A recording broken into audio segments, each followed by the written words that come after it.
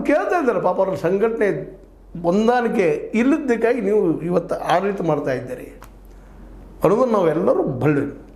ಅದಕ್ಕಾಗಿ ಇವತ್ತು ರಾಯಚೂರಲ್ಲಿ ಕೊಟ್ಟಂತ ಹೇಳಿಕೆಲ್ಲ ನಾವೆಲ್ಲ ಕುಡ್ಕೊಂಡು ಬೆಂಗಳೂರು ಚಲೋ ಹೋರಾಟ ಮಾಡ್ತೀವಿ ಬರ್ತೀವಿ ದಿನ ಕೊಡ್ತಾ ಇದ್ದಾರೆ ಪಾಪ.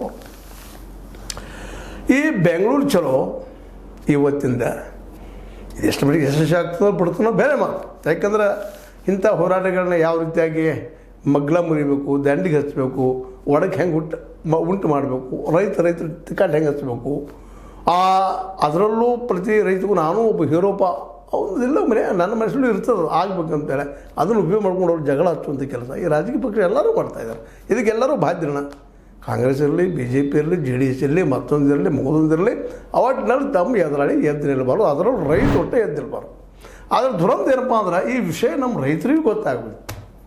ಸುಳ್ಳು ಅಲ್ಲಲ್ಲ ಒಬ್ಬರು ಹೀರೋ ಅಲ್ಲ 3,000 ಮೊನ್ನೆ ನೋಡಿ ಗುರ್ಲಾಪುರದಾಗ ಏನೋ ಪ್ರಯತ್ನ ಮಾಡಿದ್ರು, ಹೋರಾಟ ಮಾಡಿದ್ರು, ಅದೆಲ್ಲ ಜನ ಬೆಂಬಲ ಸೂಚಿಸಿದ್ರು, ಬಂದರು, ಲಕ್ಷಗಟ್ಟಲೆ ಜನ ಕುಡಿದ್ರು, ಅದಕ್ಕೆ ಅಂಜೆ 3,300 ಮಾಡಿದರು. ನಂತರ ಒಂದಿಷ್ಟು ತಕರಾರು ಮಾಡಿದ್ರು.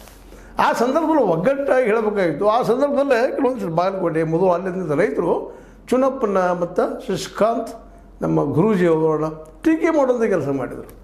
ಅವರಿಲ್ಲರಿ ಸುಮ್ಮನೆ ಹಿಂದೆ ತಗೊಂಡ್ರು ಮಾಡಿದರು, 3,500 ಕೊಡ್ತಿದ್ರು. ಅದು ನಿಮ್ಮಲ್ಲಿ ಚರ್ಚೆ ಮಾಡಿಕೊಳ್ಳುವಂಥ ವಿಷಯ. ಈಗ ಬೆಂಗಳೂರು ಚಲೋ ಅಂತ ಈ ರಾಯಚೂರಿನಿಂದ ಅಥವಾ ಗುಲ್ಬರ್ಗ ಉತ್ತರ ಕನ್ನಡದ ಹೊರಟು ಹೋಗ್ಬೇಕಂತ ಇವರು ಪ್ರಯತ್ನ ಮಾಡ್ತಾಯಿದ್ದಾರೆ. ಇದಕ್ಕೆಲ್ಲರೂ ಸಹಕಾರ ಮಾಡಬೇಕಾಗಿಲ್ಲ. ಇವತ್ತು ಚುನಪ್ಪನವರು ಮಾಡಬೇಕು, ಇನ್ನುಳಿದವರು ಮಾಡಬೇಕು, ರಾಜ್ಯ ರೈತ ಸಂಘ ಆಗಿರ್ಬೋದು,